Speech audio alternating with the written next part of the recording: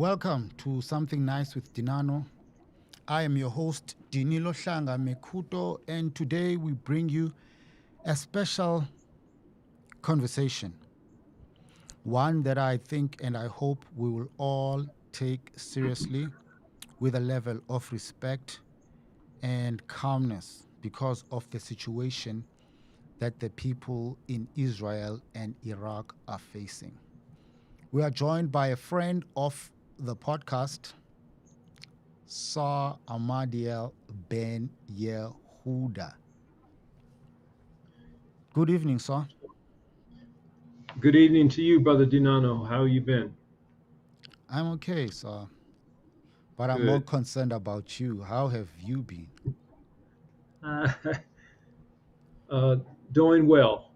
Doing as well as can be expected. As always, I'd like to give all praises and thanks to the Holy One of Israel, who has blessed us indeed to be in this land, this holy land of ours, and to have blessed us with another day. Um, I greet you in the holy tongue. Shalom Aleichem. Peace be unto you and to the those who are viewing this evening. Sir, I see the writing there on top. It says live Dimona in Israel. Just set the scene for us. Where are you? What is happening right now where you are? Well, we consider Israel to be Northeast Africa. That's an entirely different subject. But this is Africa. This is the geologically and geographically we're in Northeast Africa. We're in the modern state of Israel.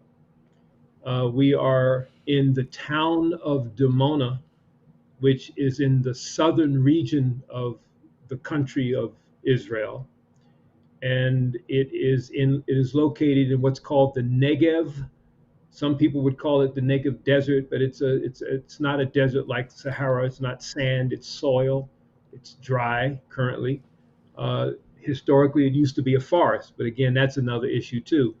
Dimona is also known to be the site for the Israelis' nuclear reactor, of which they have more than one in the country now, but this was the site of their original reactor, which was used to process uranium to produce what they think are possibly a few hundred nuclear weapons that may be in the hands of the state of Israel, since they've never acknowledged their existence. So Dimona is on the map for two reasons: one, for the nuclear plant, and also as the home of the African Hebrew Israelites here in the Village of Peace in this town called Dimona. Okay, roughly, sir, can you set the scene? What's been happening in the past 12 days? We on the other side of the world, here in Africa on the south side, I am in South Africa. We are hearing and seeing the news. We hear and see the news. We hear the Mhm. reports, but we are not there. I spoke to you on Thursday. I was checking up on you, and my journalistic side came out, and you obliged. Thank you very much. But there was some hesitation I could sense. Please let us know what is happening on the ground or what was happening on the ground. Well, we went through what is being talked about in certain circles as the 12-day war. Uh, President Trump likes to call it that. And it was the latest round of conflict between the state of Israel and the state of Iran, the Islamic Republic of Iran. And historically, naturally, Iran is Persia. You know, it didn't change its name till I believe 1932. But the Islamic Republic of Iran is actually the ancient Persia. And there's been a great deal of animosity between these two states ever since the Islamic Revolution back during the time of Jimmy Carter's administration. I believe it was in the late 70s, late 78, 79. And um, the radical Shiite Islamicists have long chanted, regularly that America is the great Satan, that Israel is the little Satan. They've sworn to destroy the state of Israel, to wipe it off the maps, etc.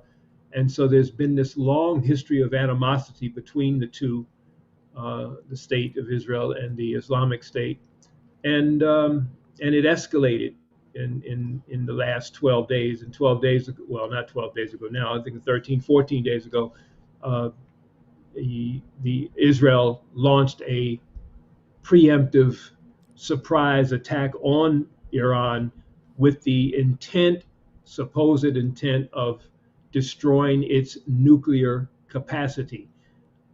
Because Iran was, for years now, it's been a big uh, thing in the news, and a lot of diplomacy, a lot of diplomatic action back and forth, the world powers, centered around how to mitigate Iran's right to have nuclear power for peaceful purposes, and possibly also nuclear weaponry. Uh, in today's world, who is to say why should a neighbor have nuclear weapons and you can't have them either? That's just how they think. And so it was a big issue over the last several years, and Israel was maintaining that Iran was on a path to developing nuclear weapons, which is something that Israel deemed could not happen. They couldn't allow it under their watch because it would simply be an existential threat to them. And and in a preemptive attack, Israel went in and began to dismantle Iranian air defenses and so forth. And as was expected, Iran hit back, and the entire country. First of all, we're talking about a country. I don't have a I don't have a particular comparison in South Africa, but think of the country of Togo or think of New Jersey, and that is what you're talking about in reference to Israel, versus Iran being larger than the state of Texas, and with 70 times the population even. Give us the So figures, sir. What is the population of Israel? Because I think I heard Iran is around 90 million, if I'm not I, mistaken. I was about to say 70 million plus. Maybe it is 90. It might be 90. Yeah. No, I just heard on But a news report this evening. They say around 90 million people. yeah, Israel is hovering close to 10 million, and half of that is Arab Israelis and Bedouin Arabs in the country. So yeah, demographically, it's certainly Iran is the Goliath in this situation, um, but it wasn't uh, it wasn't very pleasant.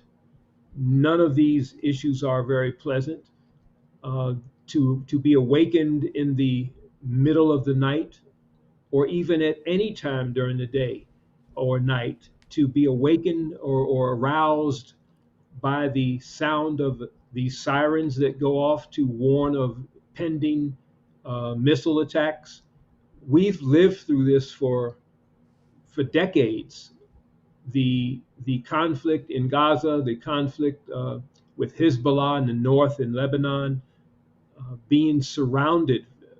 I mean, going back to the Gulf War in 1990, 91, when Saddam Hussein began to shoot Scud missiles into Israel.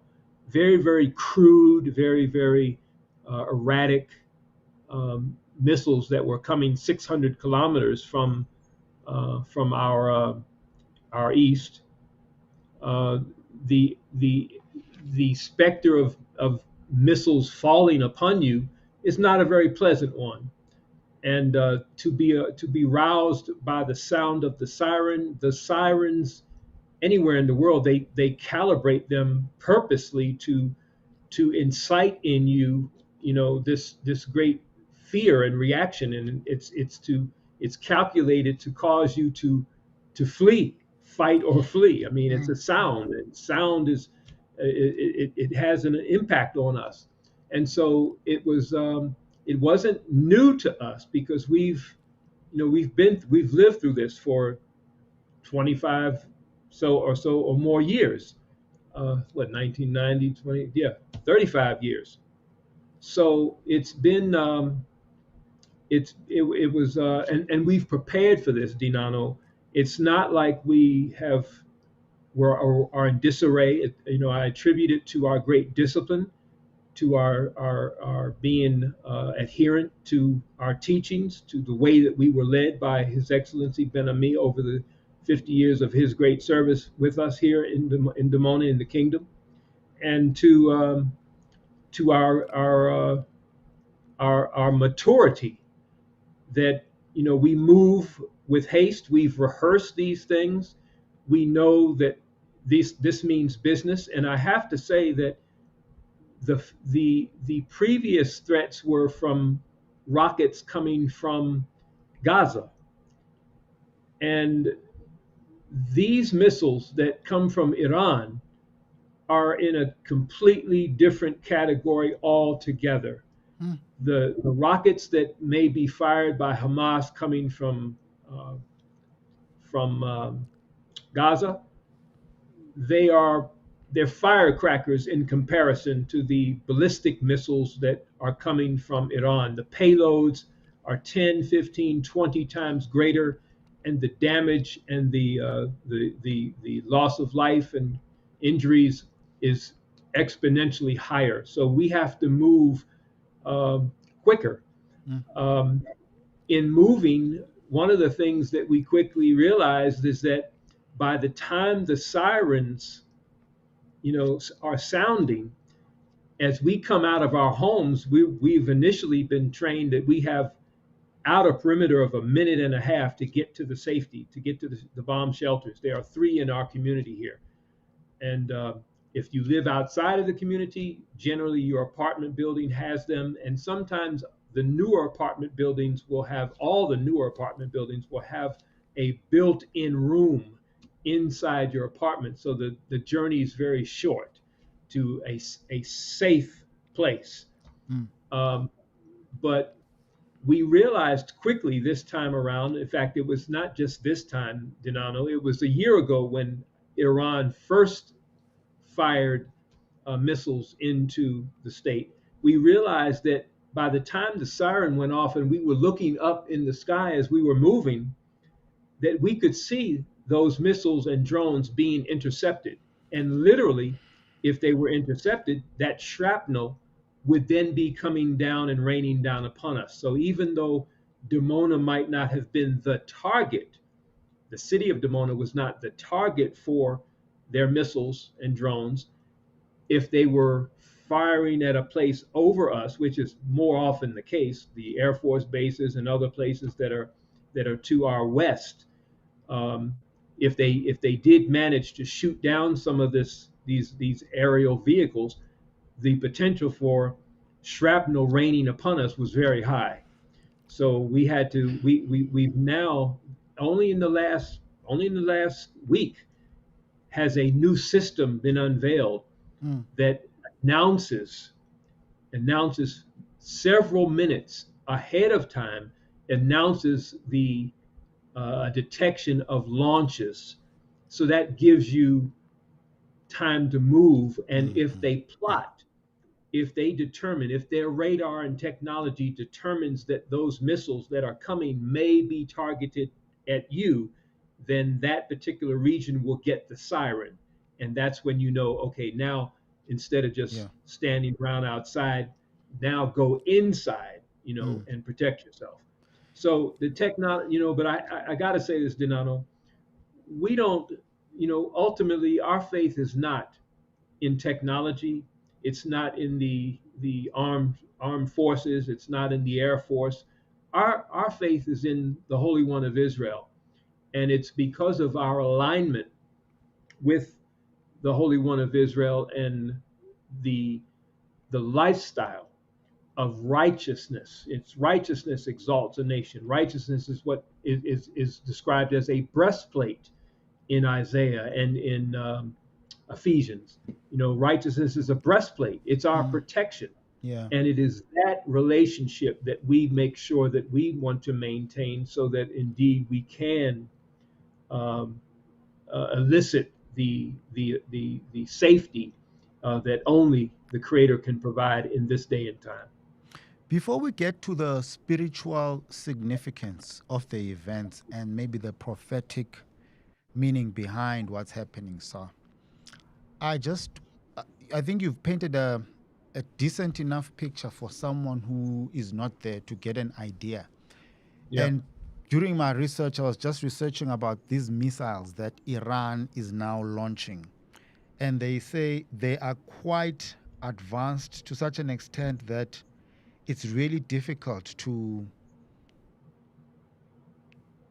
make the Iron Dome work as efficiently as it does. I think some of the sure. speeds that were mentioned is Mach 4, Mach 5, and it has a range of about 2,000 kilometers. Right. But for someone who doesn't understand, the sirens go off. How far are the hiding places? I don't know what they are called. Maybe you can tell us. And how long are you expected to stay there? How do you know that okay, it's time now to go out and go back home? Can you just paint us a picture of that situation in terms of time frames, how long it Sure. would take for you to move from your house to a place of safety, and where are these places of safety? What are the safety measures without giving away too much? Maybe there's some sensitive information I don't know. But can you just No, paint us a picture? no, that's not a problem. They're bomb shelters. They're underground bomb shelters, reinforced concrete that are designed to protect um, from 19 probably 60 era armaments, not not the kind of missiles like you said that are now being manufactured by the enemies that surround us. Um, I doubt that they could sustain a direct hit, um, and we not be injured at least and shook up. Nevertheless, we don't want to tempt the Creator, and so we move with haste and we move. Now, my particular, there are three in the village, in the community, and every household is assigned to a particular bomb shelter. And each of the bomb shelters have provisions. We've cleaned them out. We have made sure the toilets are functioning because we use them for other purposes. We use them for dance studios or for yoga, Pilates classes, and what have you, um, weightlifting, etc. But we move during times like this. We move all that to the storage and make room for the people that have to come and spend there. And sometimes they might be there for, on average, I think every time the alarm went off, we would be there for about 20 minutes to a half an hour, no longer. Um, we simply await word. They let you know when the coast is clear and that it's safe to emerge. And in the interim, if it is a situation where missiles are actually targeted nearby here, we can hear them in the distance. Um, we can see the interceptions in the sky, and we can hear those that have either uh, been determined to not pose a threat to something on the ground by their radar and their technology, or those that have gotten past their technology. And indeed, there have been many. There, I mean, we're talking about a technology that imagine you standing on one side of the room and me standing on the other in your studio there, and you throw a ball and I'm trying to throw a ball and hit your ball. Yeah, I saw Uh, that. It's quite weird. How do they that get the precision right? that's not easy. I don't Hmm. care how precise and advanced your technology is. Iran is no slouch when it comes to modernization. Many scientists, many engineers have passed through Harvard and Yale and American universities and been well trained.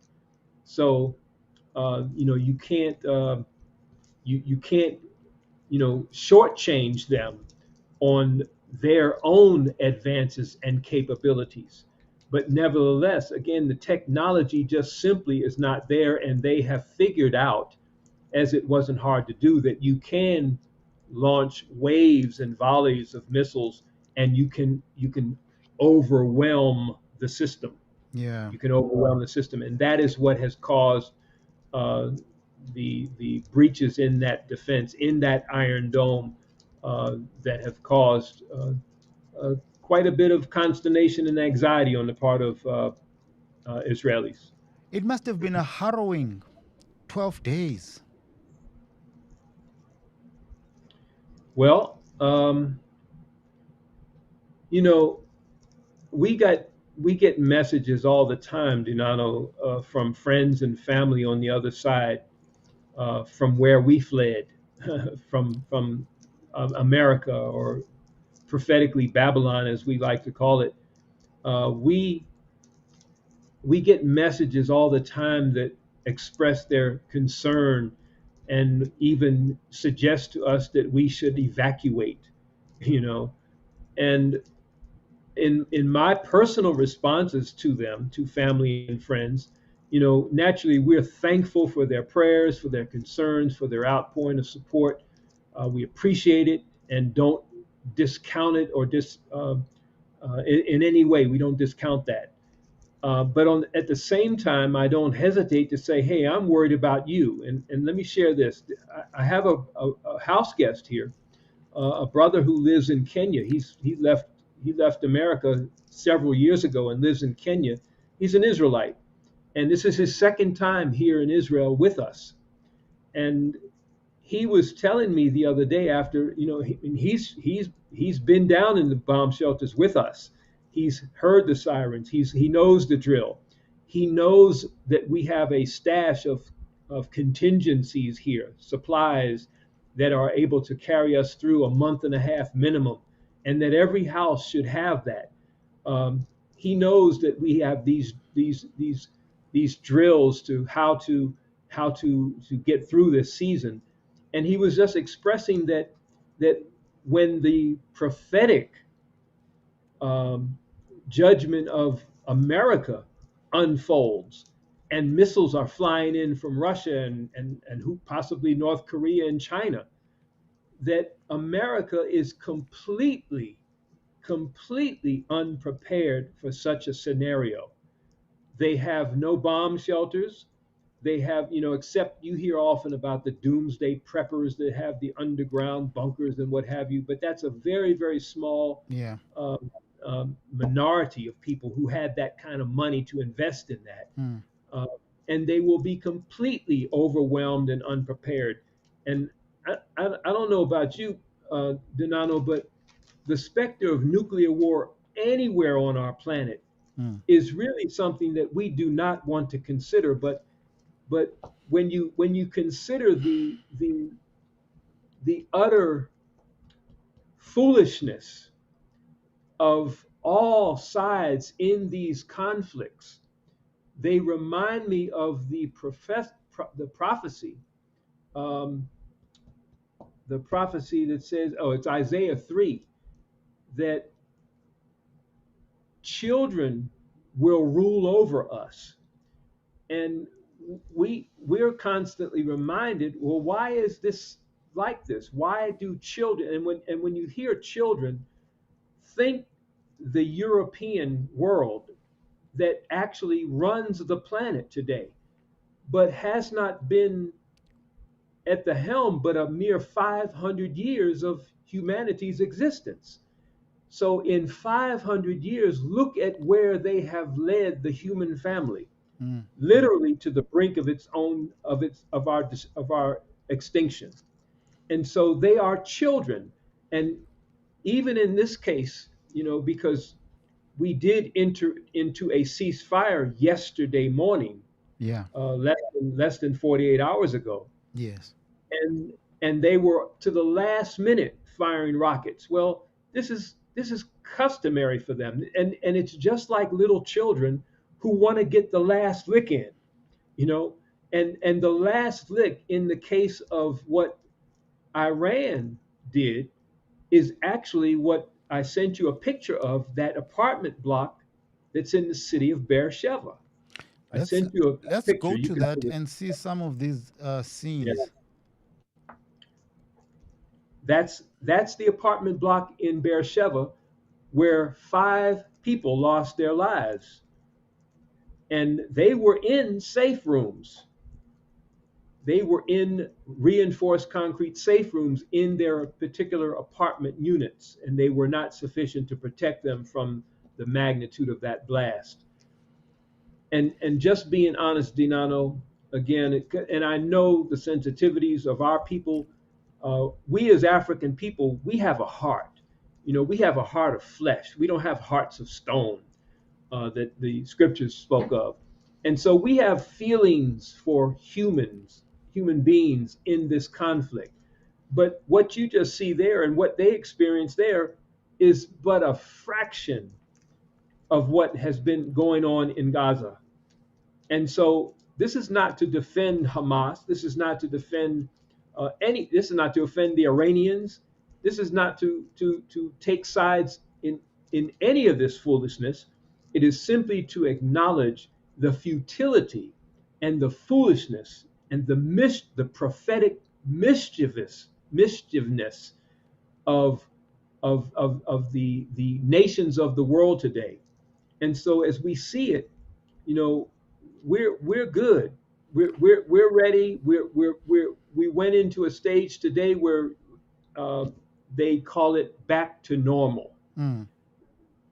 I was surprised this morning. I was out watering my garden, and a young son came by a few minutes to 8, and I said, "Y'all got school today?" And he said, "Yeah."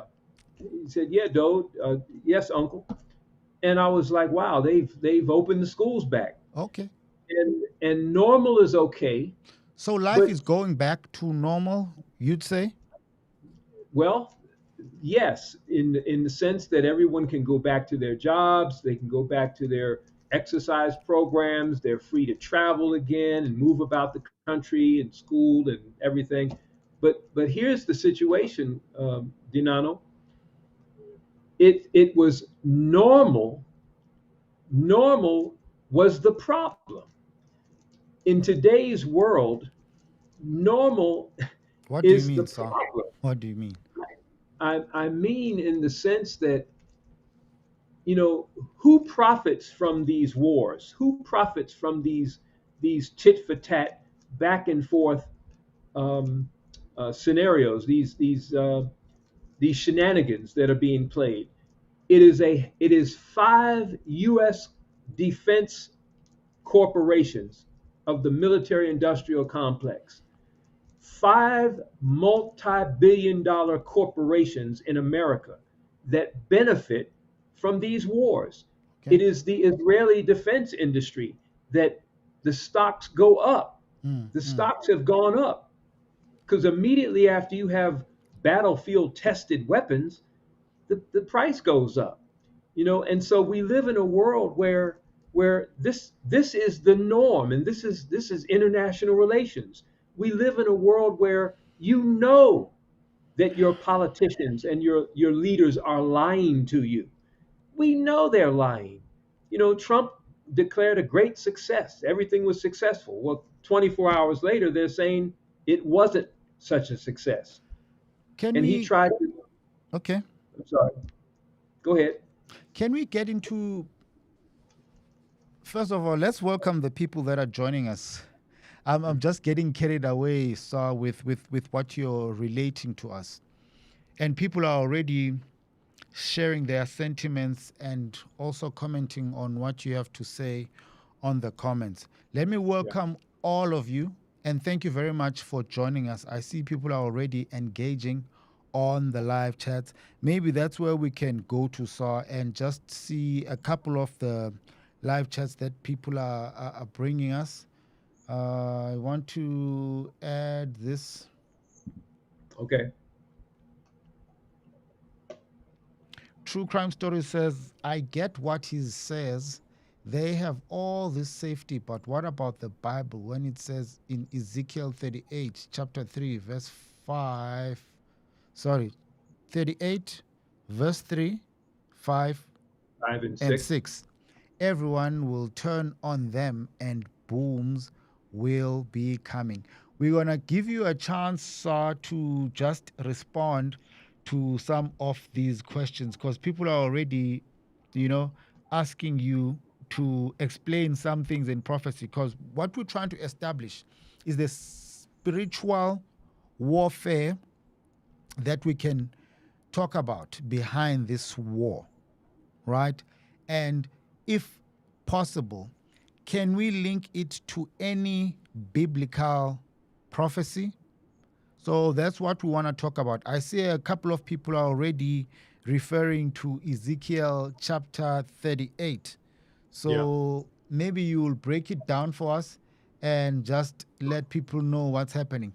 JD Yasharal says America is the melting pot of confusion and dysfunction. Here's another one from Sirael, shield against the fiery darts. Another one from the same person, Sirael, may you be immovable as Mount Zion through the spirit of Abba. And Hassan Anyabuile says, it has nothing to do with size. It is well known that America and Western powers fund, arm, and fight with them against their opponents. This bro is caught up with supporting Zionist. Okay, let's keep it respectful, please. I think this one speaks to what we had said, the population of Iraq, Iran. And then 90 there's million. another one from Bina, Ariel Odelia Yasharal Alicia Donald. She says, might not be, but they need to know that's true land. James Wyatt, map 1844, as we showed. Okay. I think she's talking about what she calls the true location of Yeah. Israel. All Yeah. right. There was That's someone another who, episode. sorry, sir. That's another episode. We'll deal with Yeah. that another time. Yeah. I'm still looking at Yeah. these comments. Thank you very much for joining us, Yeah. family. We are having a live conversation with Sar Ahmadiel Ben Yehuda, who happens to be right in the heat of what was happening in the past 12 days. Well, maybe a couple of kilometers removed from the epicenter. He is in Dimona, Israel, which is not too far from this power plant that they were talking about. But people want us to go to the spiritual significance of what is happening already, sir.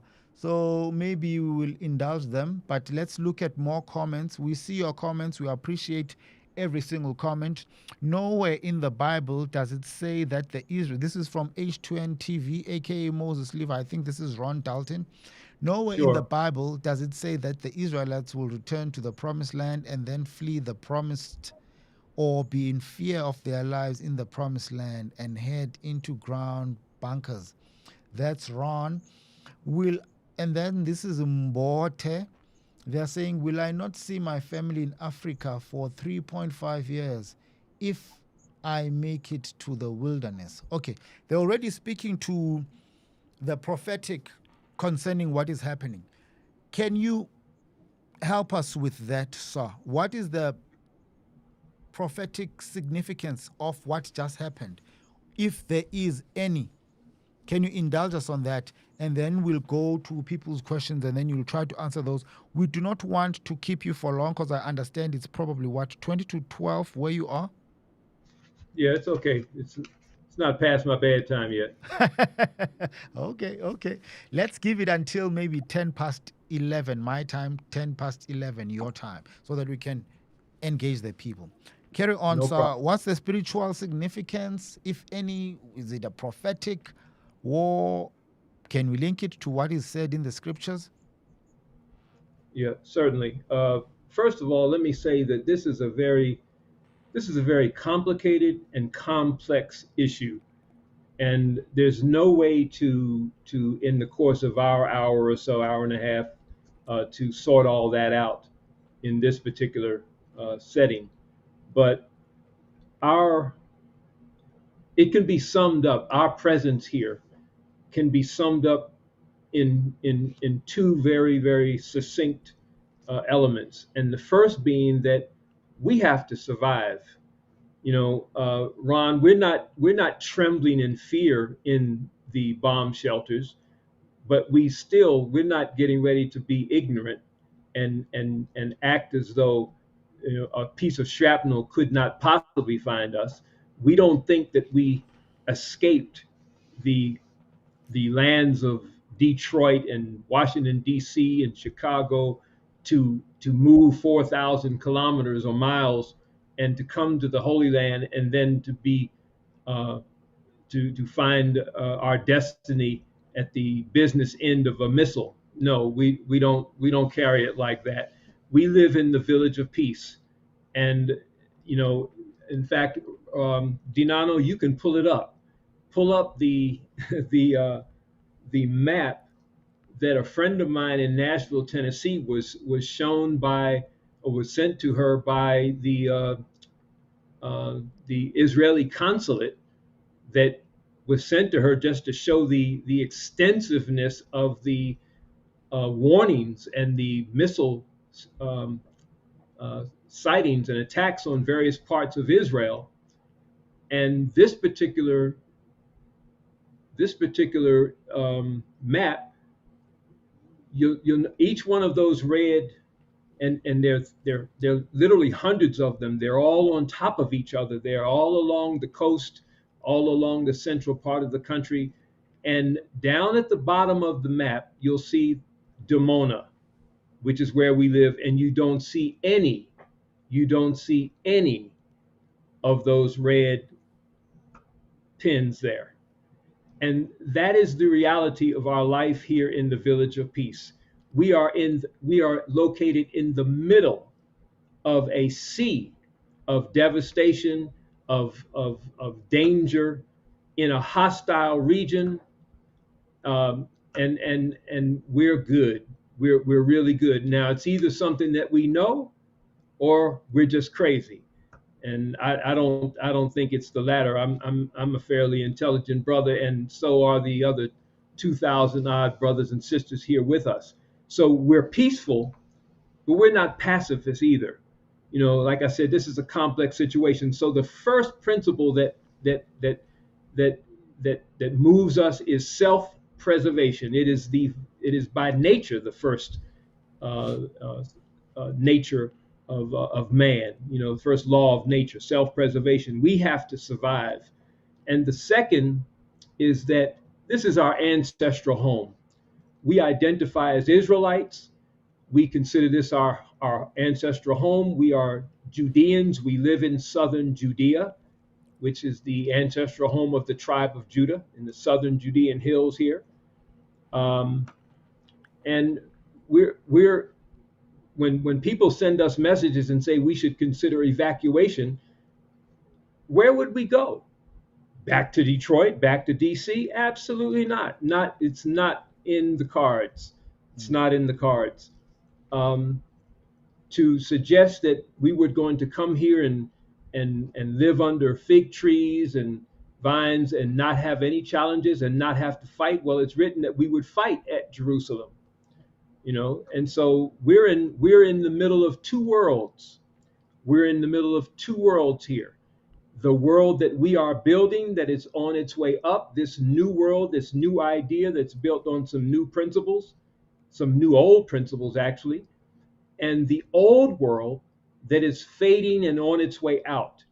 And they're not going out just because the prophecies say that they're doomed and are destined to go out. They're fighting all the way to the end. But we're living in Judgment Day. Now, there's two Judgment Days. We had, in fact, there's been many over. If we think of Judgment Day in the in the context of consequences for disobedience, our being kicked out of this land was Judgment Day for in that dispensation. It was Judgment Day in the days of Noah. It was Judgment Day at times like this for Sodom and Gomorrah, for the behavior and the lifestyles that they had pursued. And so similarly, uh, when we were evicted, the mass migrations, forced migrations of our people, the exile, the slave trade, the transatlantic maafa, the 400 plus years of captivity in America, in the North American and Caribbean and Southern American lands, neocolonialism, apartheid, all of this was Judgment Day for us. So when we speak of Judgment Day, what more could happen to the African world? What more could happen to us? We've caught our hell. We've had our chastisement. We have nowhere to go but up at this particular point. So the judgment that is now upon the nations is, if you look at the book uh, of uh, Joel, third chapter, it actually speaks to the idea of it this being because of what the nations did, that the nations of the earth are being gathered together here. Prophet Ezekiel says, I'll put hooks in their jaws and bring them to the valley of Jehoshaphat. Or that's Joel. Mm, And mm. so the nations that were involved in this great conspiracy against the Hebrew children of Israel, against African people, did they think that they were not going to meet with some form of judgment? Well, this is Judgment Day. These nations are being drugged into this region. When you talk about the expectation, and I don't want to go deep into these prophecies. I know um, Brother Ron loves Ezekiel. Ezekiel talks about uh, Russia coming into the Holy Land, and how, He's already asking if he can join the live so he can engage you live. But I don't of want course, us to get to that back and forth. I know that's Ron's territory. But Ron, today I won't allow you to come in. We're just gonna take your input from the comments. Unless you say we can take one or two calls towards the end, sir. It's up to you. It's your interview, not mine. okay, we'll see. We recognize that Russia is already in this region, very deeply in this region. We don't know exactly how these prophecies will manifest sometimes. It might be according to our own imaginations, but just this past week, the president of Prime Minister Putin of Russia made the statement that there are 2 million Russian speakers in Israel. He's absolutely correct. There were over 1 million Russians from Russia and the former Soviet Union that left and came to Israel in the 80s and 90s and later. And they're living here. So maybe the Russians are already here. When you talk about Syria, Russian and American fighter jets are communicating with each other in the skies of Syria, just to our north and to our east. So this has already occurred, but this is, America is bringing its fighter, or its, what do you call it? It's floating aircraft, um, uh, what do they call them? Fleets. They call them, the UK has begun to reposition its own air force in Cyprus, just off the coast here in the Mediterranean, just a few hundred kilometers away. UK has just announced the purchase of F-35 jets equipped with nuclear capabilities. UK is a nuclear power. So these nations are being drawn here for their own destruction, for their own. This is their judgment day. But there's some things that we're supposed to do, and we're supposed to be aligning ourselves to escape that. Well, we don't have to worry about that, and Okay. I that's I I, that's wa- that's another story. I want us to go to, okay, this is the map of where the strikes were hitting. And you Right. are right at the bottom in Dimona. So you guys were fairly safe, but you'd get the sirens going off every now and then. But now Yeah. let's indulge the people once more. There's one from Bote. Will I not see my family in Africa for 3.5 years if I make it to the wilderness? Maybe you can try to answer this one if you understand it here, Saw.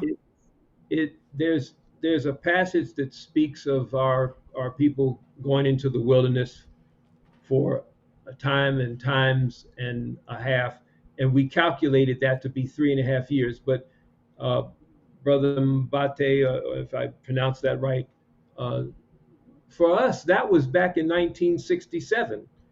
We actually left America in 67 and spent 2.5 years in Liberia. We calculated that we had a maximum of 3.5 years in our wilderness experience. We consider Liberia to be our wilderness experience, um, and that's how I interpret the wilderness. For different people in different dispensations of time, the wilderness is going to be a different experience. I didn't live in Liberia in 1967, 68. Okay. That was not my portion. I did live in Liberia. My first son was born there, but nevertheless, I didn't have to go through the hardships that the initial pioneers went through, dealing with the poisonous black and green mamba snakes and the driver ants and dysentery and malaria and digging wells, etc. I didn't have to deal with that. I did have my own experience of coming here 10 years later and sleeping on floors and digging ditches and so forth. So everybody has a testing period, but I wouldn't suggest that everybody's got to live in tents in a literal wilderness again. It's an experience, and you can thank pioneers for paying the price ahead of you so that you don't have to pay that price. Let's go to more comments, sir. While we go to the comments, we encourage you to please like, share, and comment. I take it if you are here, you're already subscribed. Be like this lady that I'm going to read the message of just now, Bria Congo, and join us as a member of this channel. Now, what we've started doing is bringing out exclusive content that the channel members get first dibs on. Bria Congo says Israelites were taken from Africa, not Palestine. Do you want to indulge that one, sir? Well, we're dealing with terminologies. I said at the beginning of the program that Israel, the modern state of Israel, is part of Africa. It is part of Northeast Africa, geologically and geographically. There is no geologist that I know who would take us to task about that and refute that. He or she would be um, uh, just straight out lying. Israeli geologists acknowledge this. We sit where I am, where Israel is on the African tectonic plate. Israel is one of the most northernmost boundaries for different fauna and flora, certain plant life and animal life that is found in these areas.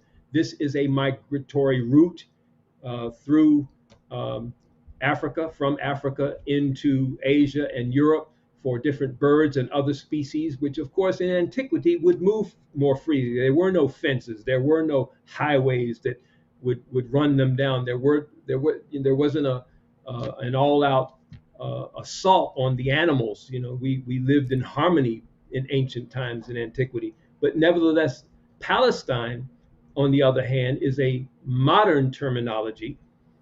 First, that the Romans applied to this land. They changed the name Judea to Syria Palestinae, and later, under the Palestine Mandate that was awarded Britain under by the League of Nations, Britain was allowed to rule this particular area, they got control of what's called the Palestine Mandate. And that's where that terminology comes from. Our people, the Hebrews, were put out of this land. The Judeans fled out of this land, and we fled south. We fled south down the Nile Valley. We fled down both banks of the Red Sea. We fled across North Africa and then deeper into Africa, into the western coast of Africa. And so I absolutely, that narrative is pretty well established by historians and those who track migratory patterns and cultural continuity. Okay, let's carry on with more comments from people in the chat.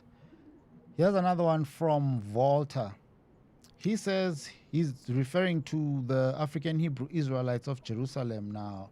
So you'll confirm or deny this. His group has been denied citizenship for 50 years. Again, why is he there? Is this the case? Well, we're engaged in an ongoing controversy. We're more controversial than the nuclear reactor 12 kilometers up the road there. But you need an update in your news. Most of the community has permanent residency. We have several dozen families who have citizenship. My family has citizenship, um, and that's a chapter that is almost about closed. It was a very um, protracted struggle, and we did have a case, well publicized case of about 135 people in the last few years, maybe 3 years, who did have to fight. And we're happy to say that that has actually been adjudicated in their favor, where they now are in the process to get citizenship. They start off with temporary residency, moves to permanent residency, and on to citizenship. But ultimately, we don't, this really has no again, our faith is not in the mechanisms of man, but our sovereignty extends from Yah himself. And so, we have always maintained that it was Yah that brought us to this land and no one else. And therefore, the only person that could put us out of this land is Yah. And there's a formula for remaining in this land. It is a direct link between the man and the land. Man, when I say man, I'm including our woman. It's a direct link between us and this land, and therefore, that's where our faith lies. We're not scrapping solely in the political arenas. We are making sure that our spiritual struggle is where we align our efforts, and we know that the outcome of that is certainly going to be having great and strong roots in this land, which we do at this current time. We're here because this is our ancestral homeland. It's that simple. Here's someone who seemingly wants to agree with you here. I think our DNA. Oh, okay. No. I think they're against you. Our DNA doesn't match Israel or Palestine. I don't know who she's talking about. That's Black Beauty. And then she says there are over 2 million Russian Jews in Israel. She was affirming what you had said earlier, Sir. Here's another one from Afuraka Shomara. Sir Ahmadiel, in southern Africa, we have three tribes of ancient Israel. They are Bantu by origin. I wish I can have conversation with you directly. Ron has my contacts if you have his. Here's another one from Sinatra Onyewuchi. Well, the whole world is going to find out who truly understood the utterances and who was following after false prophets. Everyone's watching. So, back to you. My understanding is that airports were closed down. There were no flights coming in and out. I think I spoke to you on Thursday, just checking up on you. and you said the situation was quite hostile and bad and very. Um, was it declared a state of emergency of some sort? I mean, at the time, yeah, at the time I sent you that, I just wanted you to know that was something that we were going through at that particular time. But again, this is something that we've long prepared for and are ready for. We have contingency supplies in place. We have contingency plans uh, for when and if things get to a certain point. Um, it's just our reality. We're in the eye of a hurricane here, and anybody who's ridden out hurricanes in the Caribbean or in the southern parts of the states know that the eye is generally the safest place to be. But according to our read of prophecy, this is where we're to be. This is the time we're to be here. And actually, we could be said to be the cause of these things. We are actually bringing about this overturning. So we stay aligned with that calling, with that purpose. That was our purpose and mission in being here, to be a light unto the nations. And of course, our interpretation is much different from that of Bibi Netanyahu and his particular side of the family here. Our interpretation is much different. That light has to be morality and righteousness. It is not technology. It is not military might, and it is not uh, finances. It is something quite different on a spiritual plane, and that is what we represent here. That is the light that we project from Jerusalem.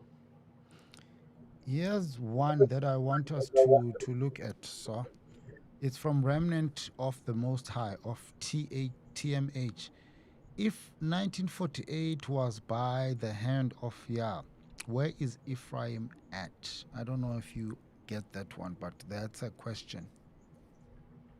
I wouldn't want to go into depth with that. Many attribute Ephraim to being, the house of Israel, the so-called lost tribes. The reality is, and this kind of touches on an earlier comment that you flashed up there about the DNA, um, and not, it doesn't match Israel or Palestine and what have you. Well, I'm not a scientist, and I don't have a lot of faith and hope in science. Uh, I refute the idea that science is what is going to prove anything for us in this regard. I would simply ask, when you talk about Abraham, if Abraham is known as the first Hebrew, then why is it that we don't look for Chaldean ancestry and Chaldean DNA and Chaldean bloodlines? Because if it was about the science, that's what Abraham and his seed would be. They would be Chaldean and not Hebrew. But what made them Hebrews? And we would simply say that it was Abraham's obedience to being called out of that society in that era of time and moving to create a new direction for the human family. And so similarly, in fact, in the prophet Isaiah speaks of that a stranger, a people who have no contact or connection with the Israelites and Hebraic bloodlines, a stranger can get a name and a place greater than of sons and daughters, greater than of sons and daughters. And so that should make all of us humble and understand that it has nothing to do with the color of our skin. It has nothing to do with our bloodline and ancestry and DNA and haplotypes, but everything to do with being obedient to the instructions of Yah as they come forth and are revealed. That is what is going to provide salvation and deliverance in this era of time. I think one of these days we need to set up a panel. I think I said this to you when you were here, so that we can settle this matter out once. There's a term that we like here amongst the blacks in South Africa: once and for all.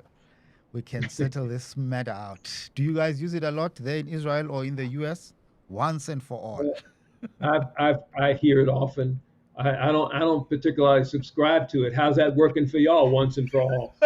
Yeah, I would venture to say that a lot of you in 1994 thought that you had resolved things once and for all, and here we are 30 plus years later. You know, Still calling so for a national dialogue to talk you about know, what? Do you want to take one or two calls, sir? Because I I'm a bit against it, but it's not my interview, it's yours. So if you want to take one or two, we can bring people in, but I don't want it to drag because it's quite late. I also need to go sleep. You also need to go sleep. But you know, people like talking and people like bringing up things that's more important to them. Ron is still in the comments. Kelani J, she's saying Jerusalem is in South Africa. bring, show me the evidence. I'll be happy to come there and take a peek.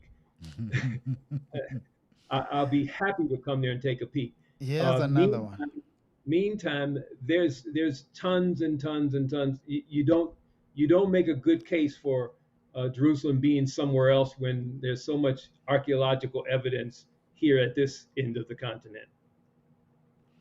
Should we take a call? Yes? No? Maybe? Not tonight, Dinano. Okay. You and I have talked about eventually getting to this Yeah. subject, Yeah. and we'll deal with it Okay. in its time. Okay. In closing, sir, what is your message to the African Hebrew Israelites that are still there, that could be facing this danger again? Because I think the everything is on ice right now. People are busy discussing NATO issues. Trump managed, if it was him, to get people to just cool off for a bit. What do you foresee happening? What can we expect according to Bible prophecy? And then we end it at that. Sorry, guys, we're not engaging via phone calls today. Just on the comments, you can argue amongst each other, but we appreciate all 294 of you. But we only have 72 likes. Come Okay, on okay, now, let's get some cool. likes here. Let's get our likes to 150 as we ended off with Sar Ahmadiel Ben Yehuda. Wow, that's a nice turnout this evening. Appreciate everybody for tuning in. Um, this is not pay-per-view, and I prefer not to engage in brawls and debates. Let us come together and look at the reality of our situation as members of the human family. And so when you look at Yeshua's words in Matthew 24, he spoke of uh, the the wars and rumors of wars, and he goes on to say that except that those days be shortened, there should no flesh be saved. Well, I don't know about you, but I'm looking at a reality on the planet where indeed it could be exactly that. This is a book I picked up when I was in South Africa in the third month, and I would recommend that some of us actually read it and consider what is projected to possibly occur if nuclear war does break out. But this is what Zechariah describes very well: the eyes being consumed in their sockets. We see the evidence for this kind of unfolding of history. And if someone doesn't shorten the time, in other words, the dominion of these children that have ruled the planet for 500 years, if we don't get back to our prophetic station at the head of the nations, then their plans, their world, their destiny will unfold and will affect all of us. I don't think, from what I'm reading and what this woman has done in researching the fallout, the consequences of a nuclear holocaust on the planet, no one would be able to escape that, short of us having, short of Ezekiel's wheel within the wheel actually being a mothership. We had better have some type of cosmic escape plan if that's the case. And if so, then maybe we need to be talking to your guy down there, Elon Musk, and bring him back to South Africa and start building the mothership for our people to get away from that. So I'm simply saying that all humanity is in trouble if we don't come together sensibly and begin to chart a new course, a new direction for not just our people, but for all humanity. That was the call, that was the mission, that was the calling of being an Israelite, to be that light unto the nations, to be the blessing that through Abraham's seed to all other nations. Somebody has to do it, but Europeans, and this is the problem on the planet, Europeans have interpreted the idea of a chosen people through the lens of white supremacy, through Eurocentrism, and they have erred in it because they feel as though this chosenness makes them better than other people, when simply the idea of being chosen is simply to acknowledge that there has to be someone to hold the standard up, that others would guide their own behaviors and lifestyles upon. A standard bearer. Anybody who's had experience in the army or the military, I did 4 years junior ROTC, and you learned about the guide on, the one who held the flag. He held the standard, and everybody was able to gauge where they should be relative to where that flag was. In times of battle, when you saw that flag, it was to inspire you to know that, oh, Company C is still, out there. Um, so we're at war on the planet, Dinano and family. We're at war, and we have uh, to recognize that if we don't stop and turn around and stop pursuing after this European idea that has ravaged and destroyed the planet and has disrupted and caused division in the human family, if we don't begin to change directions radically so, then we will simply find ourselves reaping the same consequences. I don't look for many. I don't look for multitudes to make the turnaround. It's not an easy thing. It's very enticing, that world. It's um, very to be sought after. That's how it's written. A harlot, a whore, looks good. They're good at with the makeup. They're good with raising up the showing the fly. And this is why the scriptures refer to Babylon in that particular character, because it was something to be desired, to appeal to the base instincts in us. But nevertheless, you got to be able to see through the deception. And we live in a time of great deception. Yeah. But it was from Jerusalem that this light was supposed to come forth. It was in the latter days that many nations would say, "Come, let us go up to the mountain of the house of the Lord and to the God of Jacob, and he will teach us of his ways." So if there's some other Jerusalems, show me, tell me where they are, find the evidence for it. Just don't say Jerusalem is in South Africa. Give me some evidence for it. And I challenge some of you, put together your own spies. Send a couple of them up here, that men and women that you trust. Send them up here and see the great works here in this village of peace amongst your people. This is not our kingdom. This is not for us. This is actually for all of our people. And this light will continue to grow and to get stronger, and will radiate unto all the planets, excuse me, unto all over this planet. And I was about to say all over this globe, but I know there's some flat earthers out there. I've run into that before.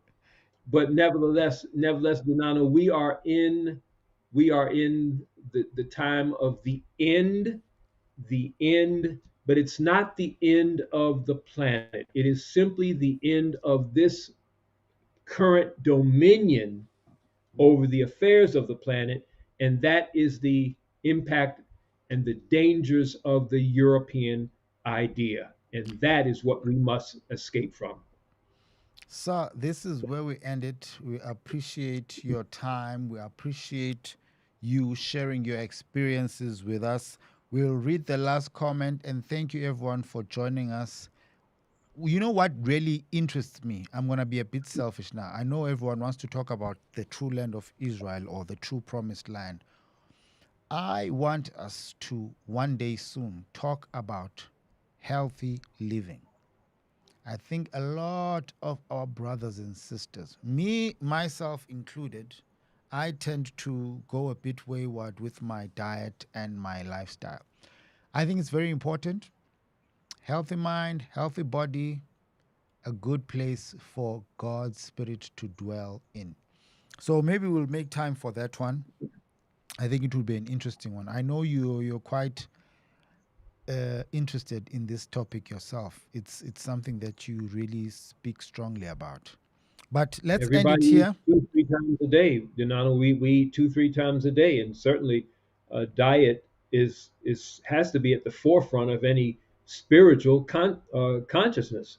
So it is very definitely at a foundational element of our lifestyle here. Proper diet, proper living.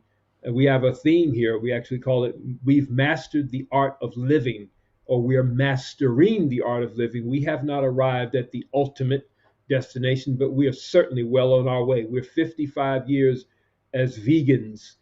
And sometimes you can talk to people about history and what have you, and if you bring up about needing to stop eating meat and barbecue and braising ribs, you're in for an argument. You're in for a fight. But doesn't change the fact that you know we have to make some radical adjustments in that area. We are simply not designed to consume flesh. So I'll leave So it at that. But yeah, definitely let's put this on the let's put this on for a future discussion. Bria Congo says, you guys are running from Brother Ron, who constantly talks about the true biblical land. And we It end took it me with it this took one. me 3 4 Oh, years to sir, meet you with wanted Brother to. Ron. Oh, you okay? Sir, carry on. Sorry. No, I finally caught up with Brother Ron. I was running to Ron. I finally caught up with him after 3 4 years. We're good. We're good. I ain't got no problem with Ron like that. Oh, okay. I do Okay. have a problem with some of the teachings, but we'll iron all that out in days to come. I think someone just posted on there and said, "In time to come, we'll see who's we'll see who's who." Okay. So, thank you very much. And Thank you, everyone Janana. for joining us, thank you very much. Judy says, thank you, Sar Ahmadiel Ben Yehuda. Thank you, brother Dinano. I want to say thank you to all 300 of you that joined us today. You were a bit stingy with the likes, but you can still give us maybe 10 more as we end it. It's been a good evening. Thank you, Sar. Thank you, everyone.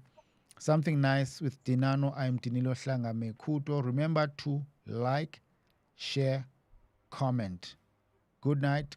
God bless. Hallelujah. Hallelujah.